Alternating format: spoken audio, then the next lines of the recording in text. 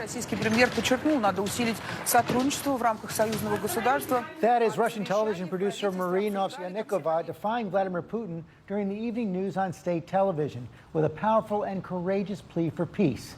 She joins us now from Moscow for her first American broadcast interview. Marina, thank you so much for joining us this morning. With that act of defiance, you now face the prospect of years in prison. You put your life in danger.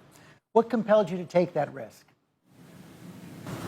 First of all, I want to say, everyone, the Russian people are really against the war. It's Putin's war, not Russian people's war. And I want to speak Russian language because Russian is a great language of Pushkin and Tolstoy.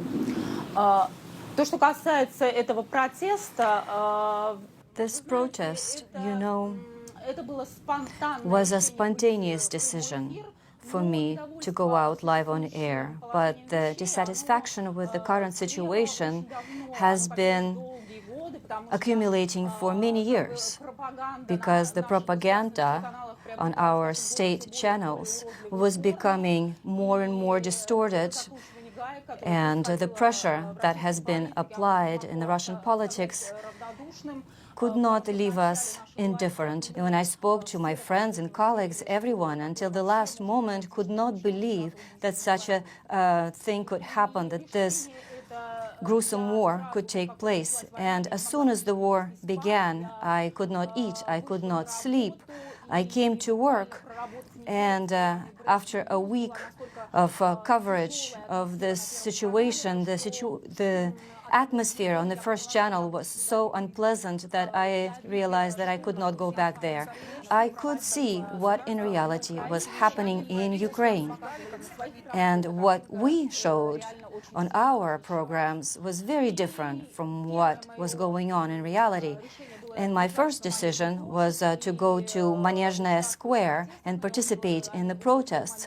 But I could see that at that time, the new law was adopted that could mean criminal persecution of protests, and I could see security dragging people away from these protests and putting them in jail. And I decided that this was going to be a rather useless action on my part, and I decided that maybe I could do something else, something more meaningful, with more impact, where I could attract more attention to this, and I could show to the rest of the world that Russians are against the war, and I could show to the Russian people that this is just propaganda, expose this propaganda for what it is, and maybe stimulate some people to speak up against the war. And I was hoping that my performance, in a way, would help people change their mind. You've rejected France's offer of asylum. Are you not worried for the safety of yourself, of your two children?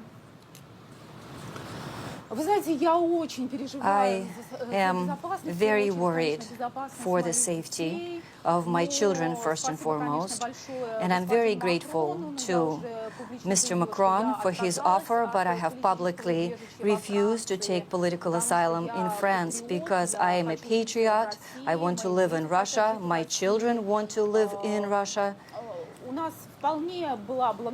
We had a very comfortable life in Russia, and I don't want to immigrate and lose another 10 years of my life to assimilate in some other country. And now, I believe, in the history of my country, the times are very dark and very difficult, and every person who has a civil position, who wants to make that civil position known, must speak up. It's very important. What is your message for President Putin? What is your message for the West? With this action, I wanted to demonstrate to the world that not all Russian people believe the same. And I believe that many people, more than half of the people in Russia, are against the war. And the severe sanctions that the West is imposing on all of the people is probably a correct decision, but you must understand that not just the oligarchs and Putin's closest circle are suffering from these sanctions. Ordinary people, ordinary Russian citizens who are against the war are also being affected. And the first people who suffered from this actually were our 11-year-old daughter, whose credit card was blocked and she couldn't have lunch at school. She couldn't pay for her lunch at school and was hungry.